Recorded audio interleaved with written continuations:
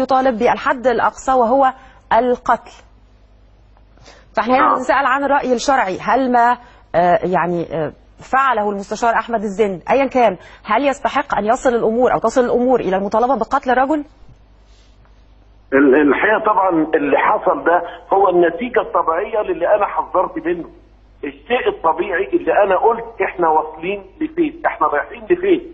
إحنا دلوقتي عندنا مصيبتين اتنين، كل مصيبة أخطر من الثانية. المصيبة الأولانية إنه ما بقاش عندنا ثقافة الاعتذار.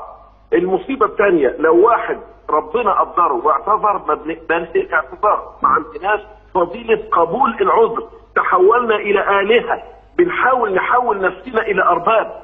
سبحانه وتعالى في نص الآية الكريمة بيقول ولا يتخذ بعضنا بعضا أربابا من دون الله.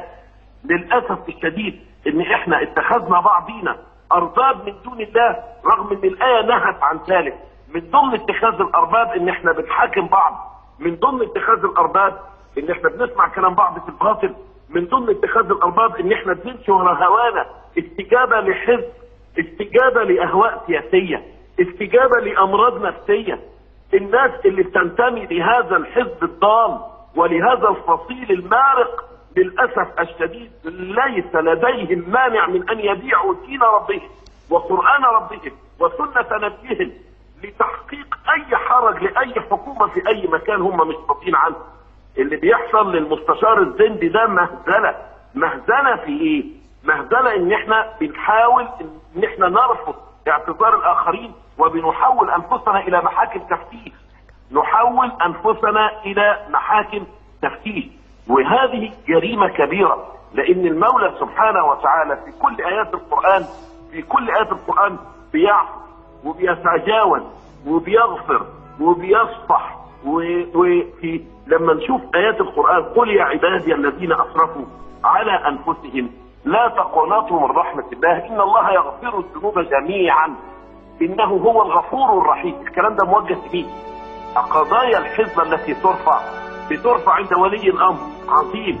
حضرتك ضد من يصر على فعله، ضد من يصر على خطيئته، ضد من يصر على كفر، ضد من يصر على تهكم، ضد من يصر على تجاوز.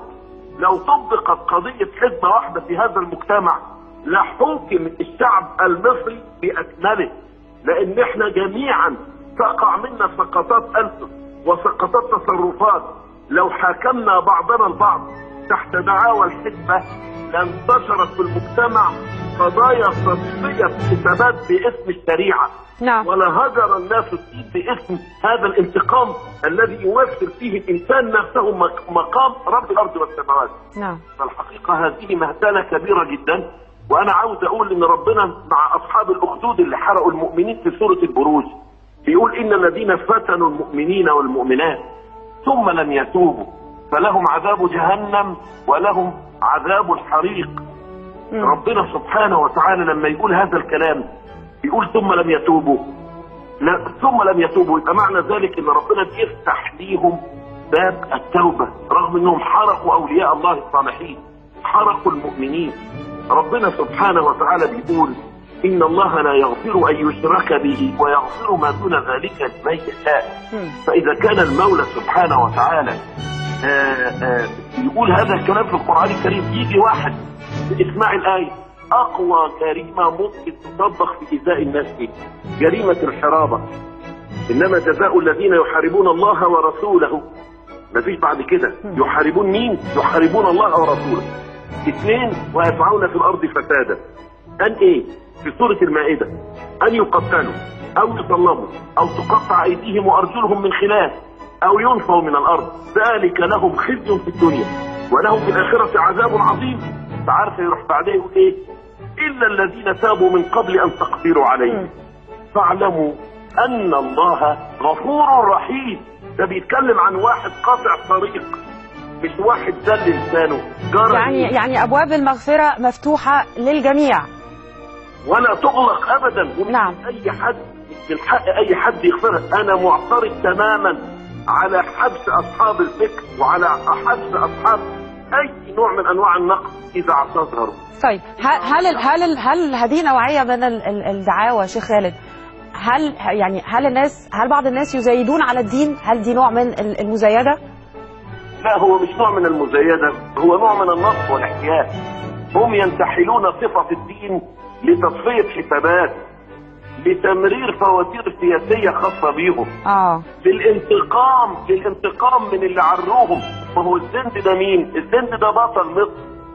الزند ده بطل مصري غلط في حق النبي واعتذر. بطل مصري تجاوز في حق رسول الله وتاب الى الله. بطل مصري من الابطال اللي وقفوا في احلك المواقف وحط رقبته وروحه على ايده علشان يحمي البلد من المغول والتتار اللي كانوا مستولين عليها. لازم تتصفى الحسابات، وانا عارف ان كلنا عرضه لهذا، وانا عارف ان انا هيصفوا معايا الحسابات، وبتلقى انا شخصيا تهديدات اناء الليل واطراف النهار، وبيقع الكثيرون في عرضي واحتسب عند الله سبحانه وتعالى. لكن دي ضريبه وطن، في ضريبه دين، ضريبه مبادئ وقيم. انا بقول له على الهوى: يا سياده المستشار اثبت فانك على الحق طالما اعتذرت. انما سيدنا رسول الله فوق دماغ